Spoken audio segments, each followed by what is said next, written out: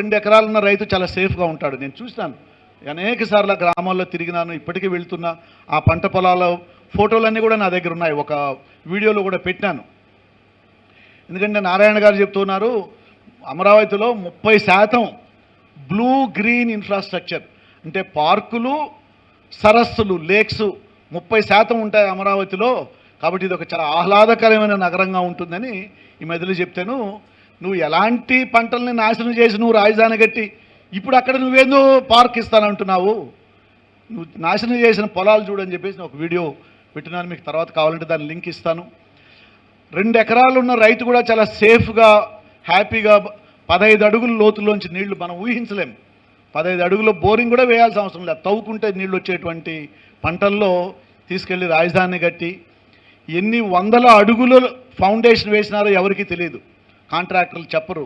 ఎన్ని కోట్ల రూపాయలు అక్కడ కేవలం ఫౌండేషన్స్కే భూమిలోకి వెళ్తా ఉందో ఎవరికీ తెలియదు. తాత్కాలిక సచివాలయం అని చెప్పేసి ఒక 1100 పైన కోట్లు, ఇప్పుడు ఆ టవర్లు ఈ టవర్లు అని చెప్పేసి ఒకవైపు సాంకేతికంగా నేను ఏఐ క్వాంటమ్ అని మాట్లాడుతూనే ఇంకొక వైపు భారీ భవనాల మీద వేల కోట్లు వృధా చేస్తున్నటువంటి ప్రభుత్వం బహుశా ఈ భారతదేశంలో ఆంధ్రప్రదేశ్ ప్రభుత్వం, దానికి ప్రధాన బాధ్యుడిగా ఉన్న ముఖ్యమంత్రి చంద్రబాబు నాయుడు గారే అంటారు. ఏం చేయాలనుకుంటారు ఈ రాష్ట్ర ఆర్థిక వ్యవస్థను ఈ విధంగా తీసుకెళ్ళి ఖర్చు పెట్టి? ఇప్పటి వరకు ఇంకోటి, ఈ పెద్ద రాజధాని ఎందుకు సాధ్యం కాదు అని నేను అంటున్నానంటే, తర్వాత మళ్ళీ అప్పులోకి వచ్చే ముందు మనకు విభజిత ఆంధ్రప్రదేశ్కు చుట్టూ చూసినామంటే ఒకవైపు బెంగళూరు, దక్షిణాన చెన్నై, ఆ పక్కన హైదరాబాదు, 3 పెద్ద మహానగరాలు ఉన్నాయి. ప్రభాకర్ గారి ముందు నేను ఫస్ట్ టైం మాట్లాడుతున్నాను కాబట్టి ఇంకొన్ని అదనంగా వివరాలు, ఒపీనియన్స్ నేను పంచుకుంటాను, but with in the time.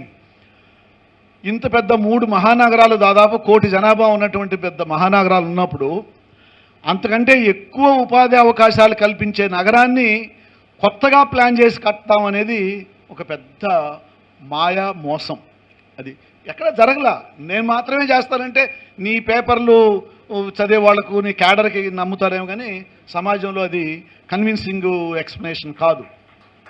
2, ఇప్పుడు ఎక్కడైతే అమరావతి పెడుతున్నారో గుంటూరు, కృష్ణా జిల్లాలకు దగ్గర అనుకుంటే, ఇప్పుడు ఇటీవల కాలంలో కొత్త పాపులేషన్ పాలసీ తీసుకొచ్చినాడు కదా, 3వ చైల్డ్ అని.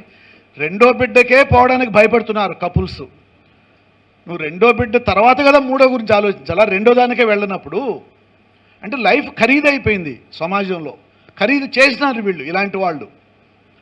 ప్రభుత్వ రంగాన్ని నాశనం చేసి, ప్రభుత్వ రంగంలో విద్య, వైద్య రంగాలను నాశనం చేసి, ఒక స్కూల్లో అడ్మిషనే చాలా ఖరీదైనటువంటి వ్యవహారం చేసిన తర్వాత నువ్వు ఇద్దరు 3వ చైల్డ్కి వెళ్ళండి అంటే, ఇది నేపథ్యం ఏంటంటే భారతదేశంలో కేరళ తర్వాత తమిళనాడు, ఆంధ్రప్రదేశ్, ఒరిస్సా ఈ రాష్ట్రాల్లో జనాభా చాలా తీవ్రంగా తగ్గింది, పెరిగే రేటు. ఒక 30 ఏళ్ళు వెనక్కి వెళ్ళి చూస్తే డ్వాక్రాలో సభ్యులు కావాలంటే పిల్లలు 2 కంటే ఎక్కువ ఉండకూడదు. ఒక 30 ఏళ్ళు వెనక్కి, 25 ఏళ్ళు వెనక్కి వెళ్ళి ఒకసారి ఆలోచించండి. చంద్రబాబు నాయుడు 9 ఏళ్ళు ముఖ్యమంత్రిగా ఉన్నప్పుడు డ్వాక్రా గ్రూపుల్లో సభ్యులుగా ఉన్న మహిళల్ని బలవంతం చేసినా సరే నువ్వు 3వ చైల్డ్కి వెళ్ళడానికి లేదు అని బెదిరించేవాళ్ళు. అయిపోయింది. ఇప్పుడు అమరావతికి ఎక్కడి నుంచి రావాలి జనాభా? వీళ్ళు చెప్పే అబద్ధాలు ఏంటంటే 2035కు అంటే ఇంకొక 10 ఏళ్లలో 25 లక్షల మంది జనాభా ఉంటారు అమరావతిలో అని చెప్పేసి 2017 చదరపు కిలోమీటర్ల వైశాల్యంలో, అంటే 54,000 ఎకరాల్లో మాస్టర్ ప్లాన్ తయారు చేసినారు సింగపూర్ వాళ్ళు. అక్కడ ఉండేది 29 గ్రామాలు ఉన్నాయి. అన్ని గ్రామాల్లో కలిపితే 1.5 లక్ష జనాభా ఉంటారు. ఇంకా కొంతమంది ఉద్యోగస్తులు వాళ్ళు వస్తే ఇంకొక 1 లక్ష మంది. ఆ ఉద్యోగస్తులు అక్కడ ఉద్యోగం ఉన్నప్పుడే ఉంటారు, కానీ తర్వాత వెళ్ళిపోతారు. 25 లక్షల మంది ఎక్కడి నుంచి రావాలి ఇంకొచ్చే 9 ఏళ్లలో? ఇది జరిగితే కదా తర్వాత నగరం ఆన్ ఇట్స్ ఓన్ పెరుగుతూ పోతుంది. ఏ డైరెక్షన్లో ఎక్కడ అవకాశం ఉంటే అక్కడ పెరుగుతుంది. ఇది కాకుండానే ఇంకా 50,000 ఎకరాలు నాకు కావాలని చెప్పేసి 2వ దశ ల్యాండ్ పూలింగ్ పేరుతో ఆ 50,000 ఎకరాల్లో మొదటి దశగా 20,000 ఎకరాలకు జీవో ఇచ్చి డిసెంబర్లో 7 గ్రామాల్లో గ్రామ సభలు పెడుతున్నారు. ఇప్పుడు మంత్రులు వాళ్ళు జరుగుతూ ఉంది, ఆ ప్రక్రియ జరుగుతూ ఉంది. ఇంతకుముందు 50,000 కౌలుకి ఇచ్చిన చోట ఇప్పుడు నేను 60,000 ఇస్తానని చెప్తున్నాడు. 1.5 లక్ష రుణమాఫీ చేస్తాను, సంవత్సరము 5,000 పెంచుతాను ఈ కౌలు అంటే ఇస్తున్నారు. సరే, రైతుకు వ్యవసాయం చాలా కష్టమైపోయింది, కూలీలు దొరక్కనో, పంటలు గిట్టుబాటు ధరన, అవి నాకంటే మీకు బాగా తెలుసు. నేను పల్లిలో ఒక 5-6 సంవత్సరాలుగా ఉన్నాను, వ్యవసాయం చేస్తున్నాను. నాకు తెలుసు, రైతు కుటుంబం నుంచి వచ్చినాను. సో వ్యవసాయం భారంగా మారినటువంటి పరిస్థితిలో రైతు నిస్సహాయతను అవకాశంగా తీసుకొని కౌలు ఆశ చూపి, అంటే 15,000 20,000 కౌలు వచ్చే చోట 60,000 ఇస్తానని చెప్పేసి 10 ఏళ్ల పాటు ఇస్తానని ఆశ చూపి, ఏదో ఒక రోజు ప్లాట్ డెవలప్ కాకుండా పోతుందా, ఆ రోజు నువ్వు కోటీశ్వరుడు అవుతావు అని ఆశ చూపి అదనంగా 50,000 ఎకరాల మీదకి పోతుంటే ఈ కౌలు డబ్బులు ఎక్కడి నుంచి తెచ్చి కడతారు? రాష్ట్ర బడ్జెట్లోంచే కట్టాలి 10 ఏళ్ల పాటు. మరి ఎవరు నిర్ణయం చేస్తున్నారు ఇంకా 50,000 ఎకరాలు అవసరము? మరి ఈ రాష్ట్ర పరిస్థితి ఏంటి? ఒక చోట తీసుకెళ్ళి వేల కోట్ల రూపాయలు ఖర్చు పెడుతూ ఇప్పుడు ఇంకా వచ్చే వాళ్ళకు కౌలు ఆశ చూపి బడ్జెట్ మీద బరువు పెడుతూ ఉంటే ఎప్పుడు ఈ రాష్ట్రం ఆర్థికంగా కోలుకుంటుంది? ఆ నగరం ఎప్పుడు ఒక రూపుదిద్దుకుంటుంది? అసలు రూపుదిద్దుకోదు. అది అన్నీ తెలిసి కూడా వేల ఎకరాలు తీసుకొని తమ చేతుల్లో పెట్టుకోవాలని చెప్పేసి ఒక ప్రధాన అజెండాగా ముందుకెళ్తా ఉంది. 5,000 ఎకరాలు ఎయిర్పోర్ట్లో కట్టాలంటున్నాడు. వార్తలు చదివి ఉంటారు కదా మీరు కూడా. మనకు అనంతపూర్లోనే ఉన్నాం. ఉమ్మడి ఆంధ్రప్రదేశ్ కానీ విభజిత ఆంధ్రప్రదేశ్ కానీ మనం ఇంటర్నేషనల్ ఫ్లైట్ చేయాలంటే ఎక్కడికి వెళ్తామండి? బెంగళూరుకి వెళ్తాం. బెంగళూరు వేరే దేశం కాదు కదా. నువ్వు అమరావతిలో కడితే కూడా అమరావతికి వెళ్ళాం, ఎందుకంటే దగ్గరలో ఉండేది బెంగళూరు. తిరుపతి, చిత్తూరు వాళ్ళు బెంగళూరుకి వెళ్తారు, అది చెన్నైకి వెళ్తారు. మా ఊర్లో వాళ్ళు కూడా చెన్నై, బెంగళూరులో వెళ్తారు. మా గల్ఫ్లో ఎక్కువ ఉన్నారు మా ప్రాంతాల్లో. మా విలేజ్లో అయితే ఇంటికి ఒకరు గల్ఫ్లో ఉన్నారు. ఒక ముందుగానే ట్యాక్సీ హైర్ చేసుకుంటే బెంగళూరు కానీ చెన్నైకి కానీ డ్రాప్ చేసి వస్తున్నారు, లేకపోతే పికప్ చేసి వస్తున్నారు. నెల్లూరు వాళ్ళు చెన్నైకి వెళ్తారు, కర్నూలు వాళ్ళు హైదరాబాద్కి వెళ్తారు, కడప వాళ్ళు ఇటు సౌకర్యంగా ఉంటే ఇటు చెన్నైకి. ఇది ఉమ్మడి ఆంధ్రప్రదేశ్ అయినా విభజిత ఆంధ్రప్రదేశ్ అయినా ఇది ఉన్న రియాలిటీ. ఇప్పుడు నువ్వు అమరావతిలో 5,000 ఎకరాలకి ఎక్కడి నుంచి రావాలి? విశాఖపట్నంలో కొత్త ఎయిర్పోర్ట్ కడుతున్నాం, జూలైలో స్టార్ట్ అవుతుంది అంటున్నారు ఇంటర్నేషనల్ ఎయిర్పోర్టు జిఎంఆర్ పేరుతో. ఆంధ్రప్రదేశ్లో 6 ఫంక్షనింగ్ ఎయిర్పోర్ట్స్ ఉన్నాయి. ఇండియాలో చాలా రాష్ట్రాలు ఫంక్షనింగ్ లేవు. యూపీలో కొత్తగా కడితే అవన్నీ గోస్ట్ ఎయిర్పోర్ట్స్గా అయిపోయినాయి మనుషులు లేక. మనకున్న 6 యాక్టివ్ ఎయిర్పోర్ట్స్ తిరుపతి, కర్నూలు, కడప, విజయవాడ, గన్నవరం, రాజమండ్రి, విశాఖపట్నం. విశాఖపట్నం కొత్తది పెద్దది వస్తూ ఉంది. ఇంక నువ్వు అమరావతిలో నువ్వు ఏ జిల్లాల నుంచి నీకు మనుషులు వస్తారు అంటే కృష్ణా, గోదావరి, వెస్ట్ గోదావరి, ప్రకాశం జిల్లాలో కొంత, అంటే 4 జిల్లాల్లో ఎయిర్పోర్ట్ కోసం. మరి గన్నవరం చాలదు అని నీకు ఎవరైనా చెప్పినారా? గన్నవరంలో 2వ టెర్మినల్ స్టార్ట్ చేయబోతున్నారు తొందరలో. మరి గన్నవరంలో రద్దీ పెరిగిపోయిందా? గన్నవరంలో రద్దీ పెరిగిపోయిందని కానీ, లేకపోతే భవిష్యత్తులో గన్నవరాన్ని ఎక్స్పాండ్ చేయడం కష్టమని కానీ, భవిష్యత్తులో గన్నవరం ఎయిర్పోర్ట్ని ఎక్స్పాండ్ చేయడం కష్టమని కానీ, సో వచ్చే 10 ఏళ్లలో గన్నవరం కెపాసిటీ దాటిపోతుంది, ఆ తర్వాతైనా ఒక కొత్త ఎయిర్పోర్ట్ అవసరమని ఏదైనా ఒక నివేదికలు వచ్చినాయా? ఎక్కడో చోట ఒక స్టడీస్ ఉండాలి కదా.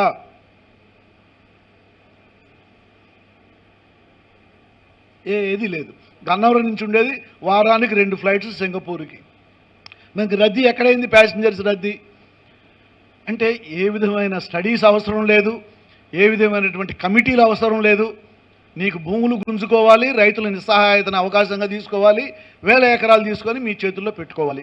ఇది జరుగుతున్నటువంటి దానికి రాష్ట్ర ప్రజలందరూ మూల్యం చెల్లించాలి. ఆ చేసే అప్పుల మీద, మీరు కట్టే డబ్బుల మీద, కౌలు మీద, ప్లాట్ల మీద, దేనైనా కానీ మీరు తెచ్చే అప్పు మొత్తం రాష్ట్ర ప్రజలందరూ తీర్చాలి. దీన్ని మనం ప్రశ్నిస్తే ఇంక దానికి సంబంధించినట్టు మన మీద నిందలు, అభివృద్ధి వ్యతిరేకవా, అమరావతి వ్యతిరేకవా. అయితే ఏంటంట, అమరావతికి నేను వ్యతిరేకిని. అయితే ఏంటి, నేను మాట్లాడకూడదా? నేను నీ అబ్బసొత్తా అమరావతి? నేను ఇట్లే మాట్లాడతాను, అమరావతిలో కూడా ఇదే మాట్లాడతా, విజయవాడ, గుంటూరులో వాళ్ళు కూడా ఇట్లే మాట్లాడితే అమరావతిని అబ్బసొత్తా? విమర్శిస్తాం, అమరావతిని విమర్శిస్తాం. ఎందుకంటే ఈ రాష్ట్రానికి అమరావతి అనేది ఒక పెద్ద నష్టదాయకమైనటువంటి ప్రాజెక్టు. మీరు చెప్పే అబద్ధాలను మేము నమ్మాల్సిన అవసరం లేదు కాబట్టి విమర్శిస్తున్నాం. విమర్శించే హక్కు రాజ్యాంగం మాకు ఇచ్చింది. నీకు ఇష్టం లేకపోతే, నీకు ఇష్టం ఉండకూడదనే విమర్శిస్తున్నాం. మేము విమర్శించేటప్పుడు నీకు ఇష్టం ఎందుకు ఉండాలి? నీకు భజన చేస్తే నీకు ఇష్టం, నీ భజన చేసే గుంపులో మేము లేము. ప్రశ్నిస్తేనే తట్టుకోలేకపోతున్నారే. అమరావతిని విమర్శిస్తే ఎందుకు విమర్శించకూడదు? ఎవడు కట్టాలి డబ్బు?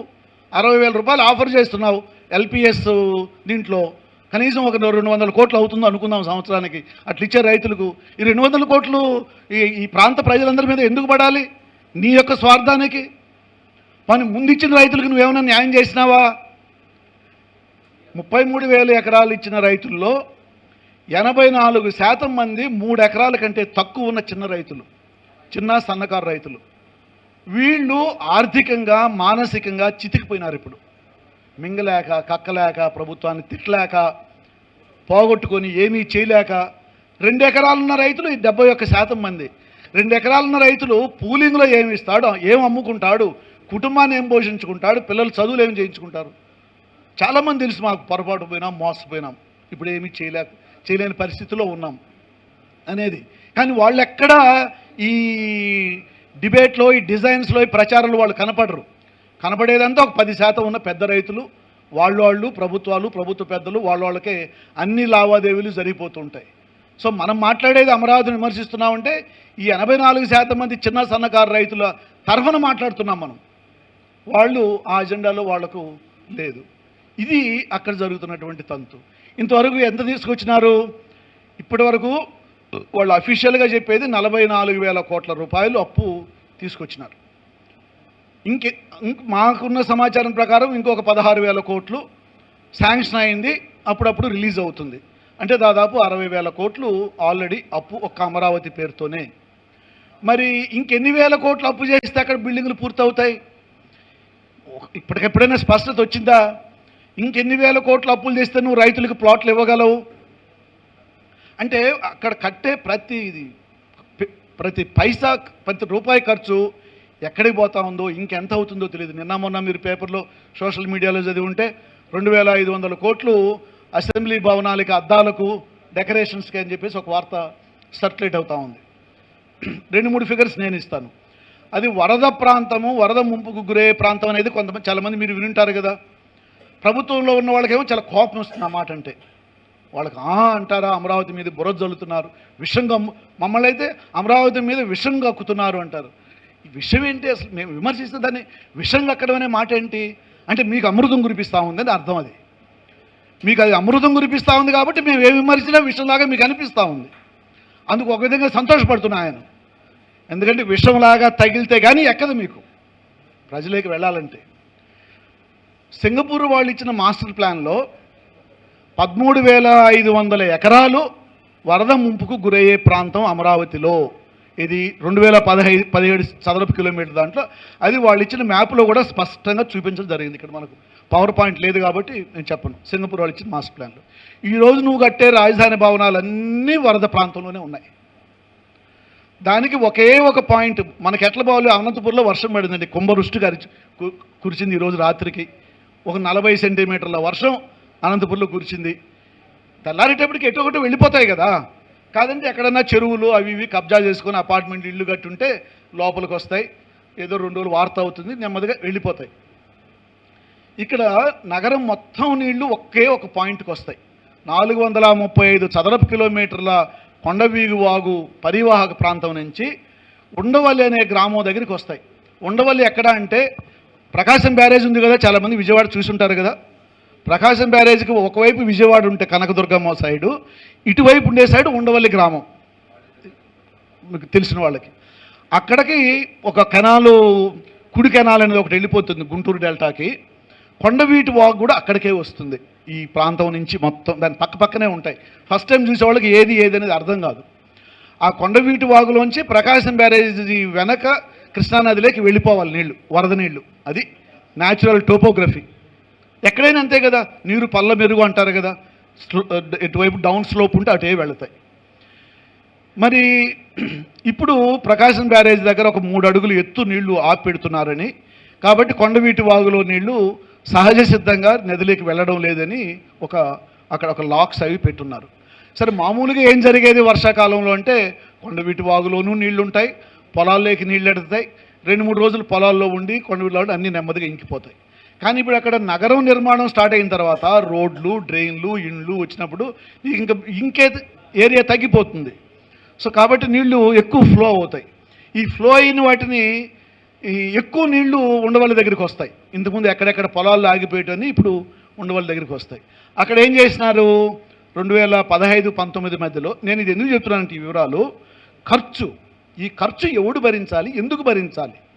నీ ఒక్క రాంగ్ డెసిషన్ వల్ల ఇంత భారం మోపుతున్నావు రాష్ట్ర ప్రజల మీద చెప్పడం నా ఉద్దేశం. 250 కోట్లు ఖర్చు పెట్టి 15 పంపులు కట్టినారు. ఉండవల్లి దగ్గర ఎవరైనా కరకట్ట మీద వెళ్తే కనిపిస్తాయి బ్లూ రంగులో. ఏది వరద నీళ్లు అక్కడ వరకు వస్తే ఇక్కడి నుంచి పంపింగ్ చేసి నదిలో దొయ్యాలి. ఇంకా భవిష్యత్తులో పెద్ద వర్షాలు కురిస్తే అది చాలదని రెండో సెట్ ఆఫ్ పంప్స్ శాంక్షన్ చేసినారు. ఇప్పుడు రోజుకు 8,400 క్యూసెక్కుల నీళ్లు, అంటే 1 టీఎంసీ కంటే తక్కువ, అంటే 3/4 టీఎంసీ నీళ్ళని ఎత్తిపోసేట్టు రెండో సెట్ ఆఫ్ పంప్స్ శాంక్షన్ చేసుకున్నారు. 590 కోట్లు దానికి శాంక్షన్ చేసుకున్నారు. వెలిగొండ ప్రాజెక్టుకి మన బడ్జెట్లో ఎంత శాంక్షన్ చేశారు ఐడియా ఉందండి ఎవరికన్నా? మళ్ళీ వస్తుంది దాంట్లోకి.